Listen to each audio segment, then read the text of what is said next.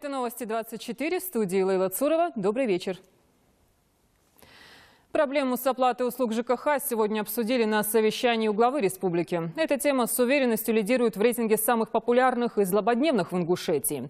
В этом году коммунальщики при содействии судебных приставов провели сотни проверок и выявили десятки нарушений. Но, судя по результатам, эти меры жесткими не назовешь. Хава Султыгова с подробностями. Наболевший вопрос оплаты коммунальных услуг не в первый раз становится темой совещаний Юнусбека Евкурова. На этот раз главы администрации сельских поселений и муниципальных образований собрались, чтобы отчитаться о сборах платежей. Вначале глава отметил, что нужно заниматься текущими платежами потребителей, а многолетние долги возвращать через суд. В каждое село должен быть на входе стоять счетчик. Каждое муниципальное образование на входе должен стоять счетчик. Что по энергетике, что по газу.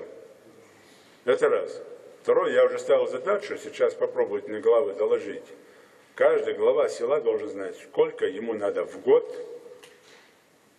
газа, света, воды. Сколько ему надо. И сколько это все стоит, и сколько он должен собрать у людей и заплатить. Особый акцент на коммерческих организациях. Евкуров привел пример, что кирпичный завод может заплатить столько же, сколько и обычное домовладение, хотя потребляет энергии в разы больше. Заместитель председателя правительства Магомед Беков доложил о том, на какую сумму оплатили счета за последние 5 дней. За вот эти 5 дней было собрано по газу 9 миллионов 700 тысяч, да. Так, за вчерашний день было собрано 1,5 миллиона. У них цифра так, она нарастает. Было миллион, потом 1 200 000, 1 400 000, вот сейчас 1,5 миллиона. На 10 число собрано 9 миллионов, 9,5 миллионов по газу за 5 дней. Так, по электричеству они собрали 3670, 3700 примерно. Так, это данные уже энергетиков. И по воде сами водоканалы собрали 800 тысяч, и муниципальное образование еще где-то около 2 миллионов. Всех собранных денег все равно не хватает на то, чтобы погасить долг республики. Замечание глава сделал всем главам администрации сельских поселений и муниципальных образований, которые не смогли ответить на ряд поставленных вопросов. Ну как может там глава села встать и не знать, что положено ему селу, и с этим он спокойно живет? Я же вам сказал, опуститесь до своей семьи, родной семьи, просто опуститесь. Вы же можете не знать, что вам надо. Ну не можете вы не знать, что вам надо. Если вы не знаете, значит вы не хозяин своего дома. Вот то же самое в селе, в городе. Вы же отвечаете за все. Также Юнусбек Евкуров дал поручение Минфину до 25 декабря рассчитаться по заработной плате со всеми хозрасчетными и бюджетными организациями. Хава Султыгова, Тимур Карахоев, Новости 24. Модернизация здравоохранения требует перераспределения бюджетных средств. Только так можно добиться наивысшей эффективности, считают народные избранники Ингушетии. Об этом сегодня говорили на очередном совещании в парламенте. Соответствующие поправки будут внесены. Законопроект уже одобрен депутатами. Не менее важными темами обсуждения стали рост пенсионных накоплений граждан, возможность формирования своей будущей пенсии и инновации в системе общего образования. Репортаж Индиры Манкиевой. Законодатели выступают за принудительную госпитализацию больных туберкулезом. Речь идет о тех, кто пренебрегает медицинской помощью, уклоняется от обследований и с тяжелым недугом продолжает находиться среди здоровых людей. Депутаты также одобрили законопроект, предполагающий внесение поправок в бюджет на 2014 год. Как пояснил зампред Народного собрания Мухарбек Дикажев, изменения касаются средств, выделяемых на модернизацию здравоохранения республики. 460 миллионов рублей, предусмотренные на эти цели, будут распределены на 3 года. Дикажев считает, что перераспределение позволит целенаправленно и с большой эффективностью расходовать бюджетные деньги. Мы рассмотрели эти изменения, поправки на очередном заседании парламента. Мы эти полностью законопроект рассмотрим, комитет и совет поддержали эти законопроекты. Ну и мы считаем, что при всем при этом эта сумма денег она будет более рационально использована, более качественно использована, и проводимые мероприятия в системе здравоохранения республики будут носить более качественный характер. Члены Совета Народного собрания одобрили блок из 4 законопроектов, принятие которых связано со вступающей в действие с 1 января 2015 года законом о страховых пенсиях. Депутат Адам Акиев пояснил, что законопроекты приводят всю нормативную базу в соответствии с проводимой в стране пенсионной реформой. Ее итогом, как утверждает в российском правительстве, станет улучшение пенсионной системы страны и рост пенсионных накоплений граждан, которые сами смогут участвовать в формировании своей будущей пенсии. Изменения касаются тех, кто семья, где родился ребенок, если в действующем законе на первые 1,5 года как мы не оплачиваем, а общий трудовой стаж это составляло 3 года, то сегодня закон увеличил этот порог, этот срок до 4,5 лет.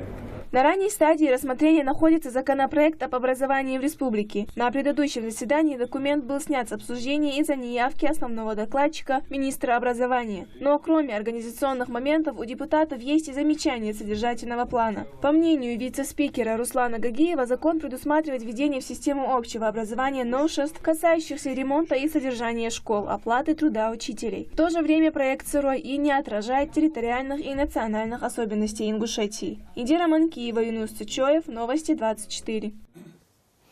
Пока одни принимают законы, другие следят за их исполнением. Сегодня Ингушское региональное отделение Ассоциации юристов России вместе с Конституционным судом республики провели торжественное собрание. Поводов 2. Прошедший день юриста и предстоящее 20-летие Конституции России. Члены ассоциации рассказали о том, что удалось сделать за год, а после подведения итогов перешли к наградам победителей республиканского конкурса «Молодой юрист года». Тему продолжит Лейла Гайсанова. Люди, которые отстаивают закон. Молодых юристов наградили за хорошую работу. Ингушское отделение Ассоциации юристов работает относительно недавно. 3 года назад 8 человек приложили все усилия, чтобы его создать. Это сегодня там работают 120 сотрудников. Каждый из них сам изъявил желание трудиться именно в этом коллективе. Их основная цель – оказание бесплатной юридической помощи социально незащищенным категориям населения. Очень много юридической помощи оказано членами ассоциации в разных направлениях. Много юридических консультаций данным гражданам. Есть соответствующие отклики, благодарности со стороны граждан. С Национальной библиотекой отделение сотрудничает уже 2 года. Ассоциация постоянно откликается на их просьбы и организовывает лекции по праву для посетителей, за что и наградили сотрудников библиотеки почетными грамотами. Также благодарность объявили радио «Ингушт», Нотариальной палате республики и не только. Почетные грамоты Ассоциации юристов России награждаются Хаутиеву Багаудин Адамовичу, руководитель общественной приемной Ингушского регионального отделения Ассоциации юристов России. Выездные лекции в школы для проведения беседы с детьми и преподавателями и круглые столы с участием студентов ИНГУ. Юристы регулярно участвуют в телерадиопередачах для правового просвещения населения. Приемные ассоциации за бесплатной юридической помощью ежегодно обращаются сотни людей. Приемная Ингушского регионального отделения Ассоциации юристов России основной своей деятельностью является оказание бесплатной юридической помощи незащищенным слоям населения. То есть это составление документов правового характера, это устная консультация, то есть мы оказываем бесплатную юридическую помощь. Ислам Аздоев, заместитель руководителя аппарата Народного собрания Ингушетии, предложил начать работу с населением по вопросам ЖКХ, актуальным в последнее время. Нужно помочь узнать людям, действительно ли у них такие большие задолженности по свету и газу. В будущем Ингушское региональное отделение продолжит работу как уже по существующим, так и по новым социальным проектам. Лейла Гайсанова, Муса Хамхоев, Новости 24. Все лечебно-профилактические учреждения надо информатизировать. На каждого больного завести не только электронную медицинскую карту, но и электронную историю болезни. Такую задачу поставил сегодня на совещании министр здравоохранения Беслан Матиев. Здесь же присутствовал и помощник-советник главы республики Аюп Аздоев. Министр обязал все лечебные учреждения выделить единицу в штатном расписании и пригласить программистов. До конца месяца вопрос с интернетом надо решить, сказал Беслан Матиев. Также он издал указ о назначении в больницах и поликлиниках ответственных лиц по внедрению современных интернет-ресурсов для введения электронных медицинских карт. Информатизация здравоохранения будет удобна не столько для медработников, сколько для самих пациентов. Правда, пока не все готовы к новшествам. Фактически работа по внедрению информатизации, она заблокирована стоит. Именно на уровне лечебных учреждений. То есть там, где главный врач как-то что-то поддается, так сказать, пониманию и имеет понимание того, что нужно вводить информатизацию, что нужно проводить работы, значит, там еще что-то двинулось. В остальных лечебных учреждениях этого нет. Прогулять в пользу сна пару уроков или забросить образование в принципе в угоду личной жизни. Подобные установки многих учеников сегодня стали главной причиной совещания в лицее Магаса. В острой беседе приняли участие представители Министерства образования, главы администрации городов и районов Ингушетии, директора школ. Репортаж Марии Мистоевой. На прошедшем совещании обсуждалась посещаемость, единая школьная форма, электронная очередь и преподавание предмета «История религий». Представители министерства жаловались на то, что ученицы старших классов сельских школ выходят замуж и бросают обучение. С ними и их семьями проводятся беседы, чтобы их вернули на занятия. Еще одна проблема – зимой падает посещаемость, поскольку дети часто болеют или попросту не приходят на первые 2 урока. Специалисты Министерства образования заверили, что контролируют злостных прогульщиков. Острой темой стала и школьная форма. Директора школ жалуются, что девочки приходят в школу в длинной одежде и в платках, полностью закрывающих голову. Они напомнили, что школа является светским заведением, и ношение такой одежды на занятия нарушает этикет. Электронная очередь тоже получила свою долю внимания. Министерство образования обязало прислать списки детей на внесение в очередь до конца недели. Я думаю, что в течение недели мы какие-то результаты увидим, особенно по исполнению поручений, которые нам дает и глава, и правительство республики. Я надеюсь, что наши коллеги приняли все это нормально, то есть в рабочем режиме пойдут исполнять наши наказы. Мурат Шишханов зачитал собравшимся анонимное письмо, пришедшее на блог главы. Здравствуйте. Мои дети учатся в лицее города Магас. У нас систематически требуют деньги на некие нужды. Вот последний СМС, которое мне пришло дословно. Уважаемые родители, вы все уже знаете, что завтра, то есть 7-12, в 13:00 состоится родительское собрание. Я хотела вас заранее предупредить, что мы будем собирать деньги не только на нужды класса и организацию новогоднего праздника для детей. Нужно собрать деньги на подарок учительнице. Те, кто сдавал деньги на День учителя, сдают по 500, а все остальные по 750 рублей. Выясните, пожалуйста, что в этом лицее происходит и куда идут такие средства. Есть же указания, чтобы ни копейки не брали с учащихся. С уважением, родитель. Представителям общеобразовательных учреждений пригрозили разбирательством и наказанием в случае повторения такой ситуации в какой-либо из школ. После совещания его участники поделились впечатлениями. Совещания насыщенные. Улучшения, конечно, будут в каждой школе, я думаю, не только в нашей. Здесь есть над чем подумать и что внедрить в свою школу.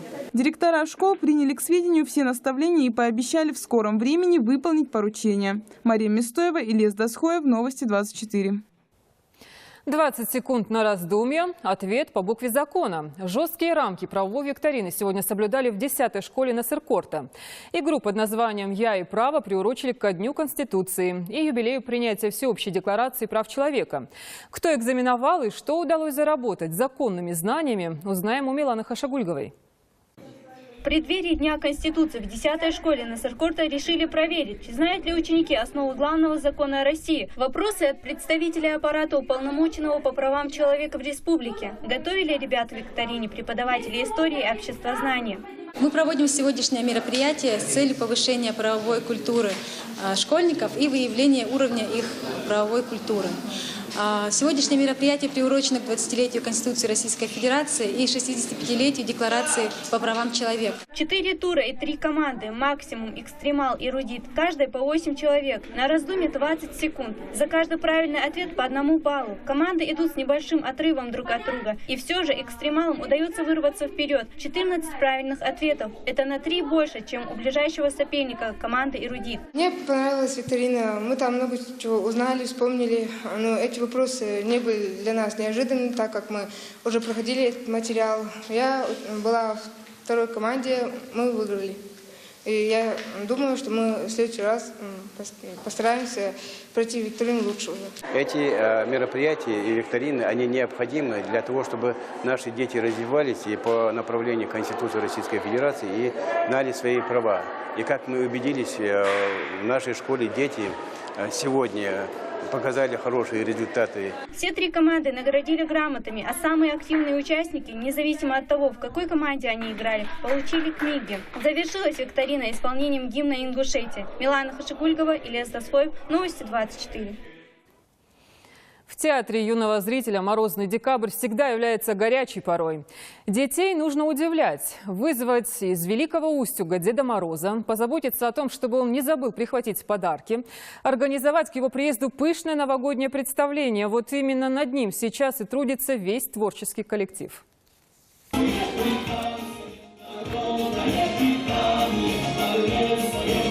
В этом году Тюзу исполнилось 20 лет. Все эти годы он неизменно радует интересными постановками, но особенно артисты театра стараются порадовать детей в Новый год. В этом году они подготовили необычное театрализованное шоу под названием «Новогодние приключения Гордади и его друзья». В прошлом году у нас было цирковое шоу, такое новогоднее цирковое шоу. А на этот раз мы решили сделать совершенно неожиданное. Мы решили, что мы будем встречать Новый год во всех странах. И все Дед Морозы разных стран мира приедут к нам сюда в Назрань, и мы вместе с ними встретим Новый год. Для того, чтобы представление получилось ярким, директор театра Муса Хадзиев пригласил поработать над шоу художника-сценографа Наталью Кашенину и балетмейстера Михаила Белова. Белов в Ингушетии не в первый раз. Дважды он работал над новогодними спектаклями, а также принимал участие в постановке хореографии и режиссуры к спектаклю «Лампа Аладдина». Это новогодняя сказка.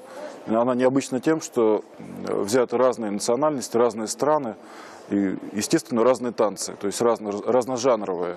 Тут присутствует и Швеция, и Англия, и Германия, и Ингушетия, естественно. В финале будет большой такой ингушский танец, вот в бурках красивый. И интересно работать с актерами, потому что они хорошо переключаются с одной национальности на другую.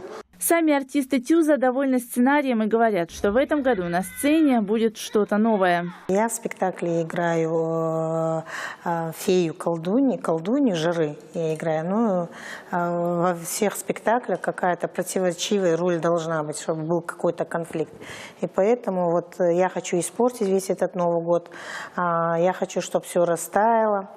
В общем, и мне помогает в этом Гарбаш. И мне бы хотелось, вот, пользуясь случаем, пригласить всех наших детишек на этот прекрасный праздник и сказать, что с каждым годом у нас все интереснее и интереснее проходят эти новогодние представления. А дети, в свою очередь, с нетерпением ждут праздничных выступлений с участием Деда Мороза.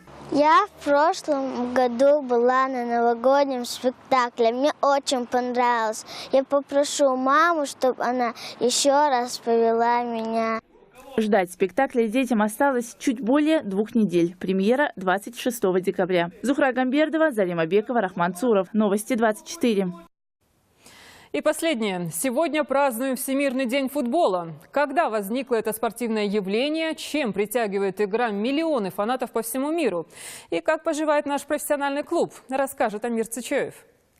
По решению Организации Объединенных Наций 10 декабря объявлен Всемирным днем футбола. Так международное сообщество отдает дань этому виду спорта, который для многих не просто игра, а стиль жизни. Ведь сегодня в мире в нее играют более 120 миллионов профессионалов и бесчисленное количество любителей на пляжах, улицах и дворовых площадках. По числу игроков и зрителей в большинстве стран футбол – игра номер 1. Напомним, что российский футбол как общественное явление впервые возник в 70-х годах 19 столетия. Организаторами первых футбольных встреч в России были английские рабочие.